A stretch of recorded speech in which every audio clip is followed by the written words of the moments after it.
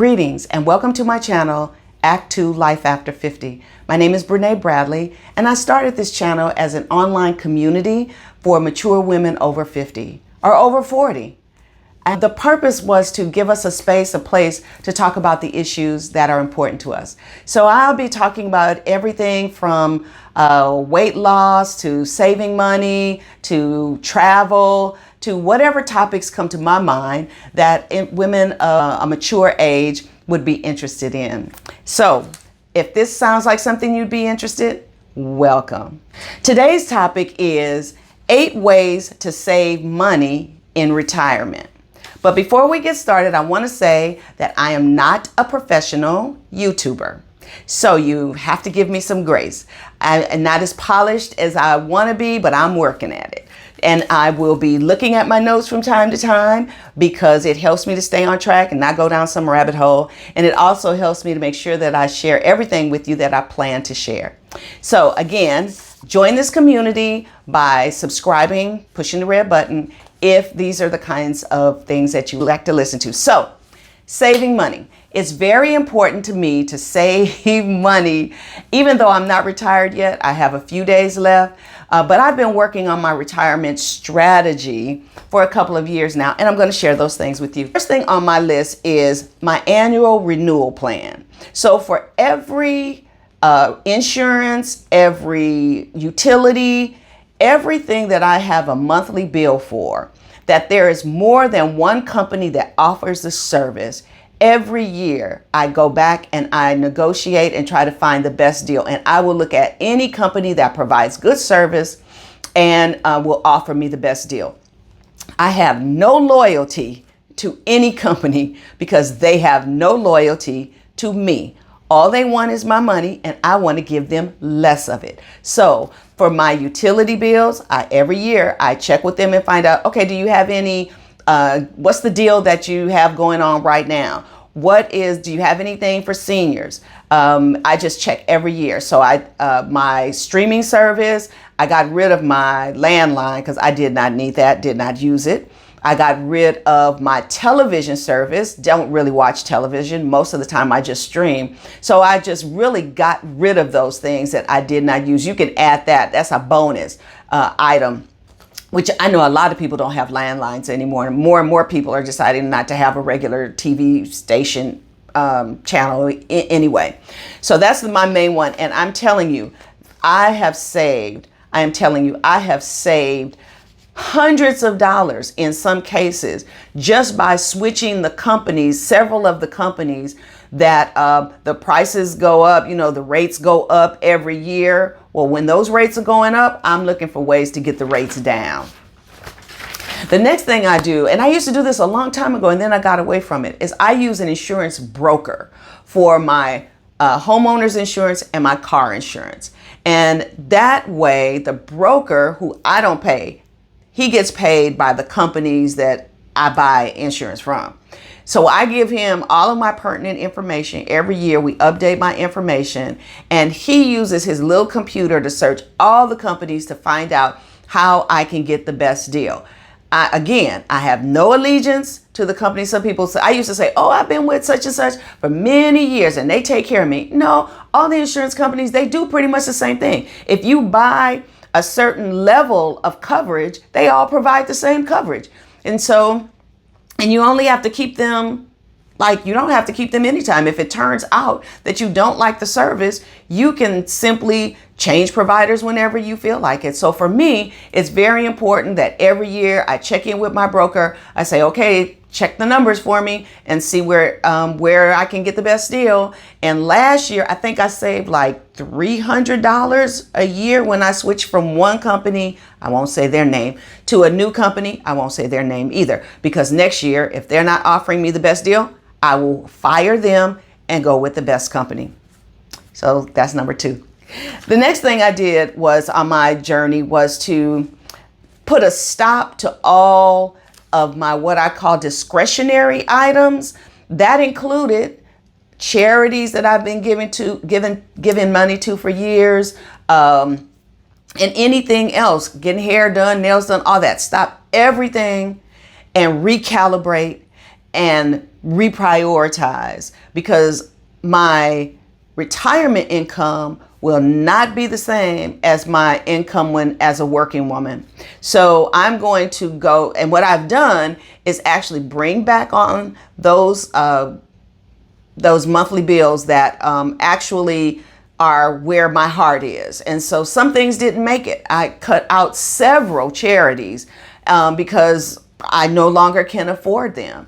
But I kept my local church and a couple of other charities that I happen to know the people who run the charity. So I know all the money is going exactly where, not that they all aren't doing that, but I wanted my money to matter. So I focused on local charities where I actually knew the people. And a lot of other things I just had to fire and cut. Things like nails. You see I have nails. And so that's important to me. But hair, I do my own hair. I've been doing my own hair for many years. But for me, that saves me time and money. And so I just look at things differently. I look at them with an eye of what's going to save me time, what's going to save me money. Number 4, always, always, always do not be embarrassed. Do not be shy. Whenever you go to a restaurant, a hotel, check to find out if there is a senior discount. A lot of times restaurants have senior discounts, even if it's a cup of coffee that you can get for free. That's your money and it saves you. A cup of coffee now is like $1 or something. It saves you. That's your money that you could be keeping in your purse or your pocket if you ask them about the discounts. So don't worry about people looking at you strange. Be proud that you are a senior, that you have lived long, and that you want to save your money and keep it in your pocket. Always ask. Next thing on the list is to subscribe to a publication that gives you information on discounts and ways to save money. I personally am a member of AARP. Not only do I find out about discounts, but they have great services for travel. I mean, really good rates on travel. They have good rates on insurance. I let them give me a quote. It may not be they have third-party companies that they work through. But I'm always getting great information from the AARP publication. I think it's like $15 or $16 a year, and it is well worth it for me. So that's another place. Look for publications that will send you information about ongoing ways of saving money. Number 6 is the snowball effect. Number 6 is the snowball effect of saving money. And that has to do with debt management. So you can't save money if you're in too much debt, because then you're going to always be out of balance and paying those high interest rates. You don't want to that's like giving money away. That's like taking money and just tearing it up when you pay interest rates on debt. So one of the things, a strategy is the snowball effect. And there you can just Google that and it will explain what you do. But you take all your bills and you look at them and you target one bill. I targeted the smallest bill. Some say that you target the bill with the highest level of interest. That makes sense too. But that might be a bill that would take you years and years to pay off. But I wanted to see something happen fast. So I started with the smallest bill. I took that bill. Once it was paid off, then I took that money. Let's say it was $50 a month that I was paying on that. I added that $50 to another bill.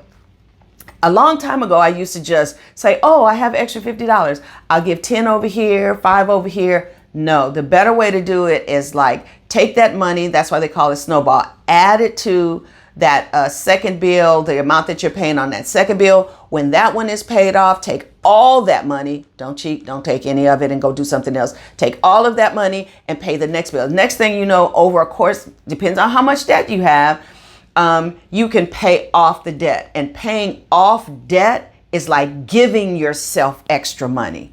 And I'm a big believer in that. I wasn't always. I had to really change my mind about that. And the way I changed my mind about that is my next item on the list is participate in some kind of debt elimination program. I use the Dave Ramsey program. I am not being sponsored by them. It just saved my financial life. It saved my financial life and taught me a way to manage my money and think differently about my money.